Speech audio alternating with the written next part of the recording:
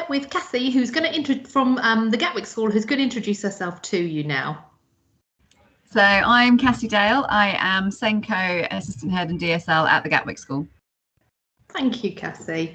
So we're talking about celebrating inclusion in schools, and that's why we wanted to talk to you with a bit of a focus on emotional well-being, which has been your focus since coming back in September. Can you tell me a little bit about why that was your focus? Why you decided to focus on that area? Yeah, so I started at the Gatwick School about 2 years ago, and it was quite apparent from when I started that we had a high level of needs students who were very anxious, and a lot of their behaviours were driven from this. And then obviously when lockdown happened, we all thought the worst of that we would have a lot of attendance issues with students coming back in because of the levels of anxiety, and also because a lot of them had a lack of structure potentially at home and what was going on, combined with that level of anxiety about returning to school and what it would be like. A lot of our decisions, luckily because I'm on the SLT, a lot of our decisions were already driven by the data that we had on these students and the general patterns that we saw emerging. So a lot of our students with additional needs were also those ones who had attendance issues. A lot of our pupil premium children and our children on child protection plans, again, they were the ones who were being excluded more than their non-disadvantaged counterparts. So we used this to start doing our planning back early on in February, when the rumours were swirling about lockdowns and things like that. So we made sure that we had that at the front of our minds if lockdown happened, and then obviously returning to school as well. Excellent, thank you. With that focus, which Emma talked us through earlier, with that focus on emotional well-being and supporting your pupils to develop their self-regulation skills around that, what's been the impact in school? I would say it's been really good, because we don't seem to have had those kind of behaviour spikes that we would traditionally have each year.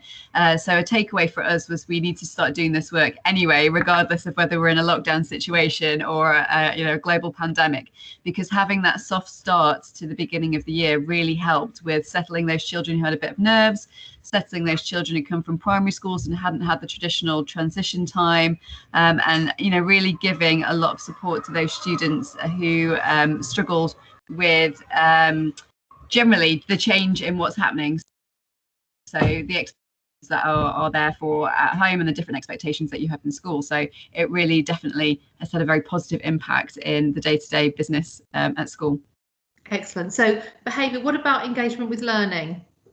Yeah, I think that's been really good as well. We, I'm sure Emma told you, we did a recovery curriculum which gave not only the children that kind of soft start back, but also the teachers, and it allowed us to take some time away from the curriculum and the pressures of exams and results to really get to know our cohort and get to know, what is their story, what is their context, what have they come from, and teachers have really engaged with that, and I feel quite proud of that they know their tutor groups and they know what's been happening for them. They know their classes really well.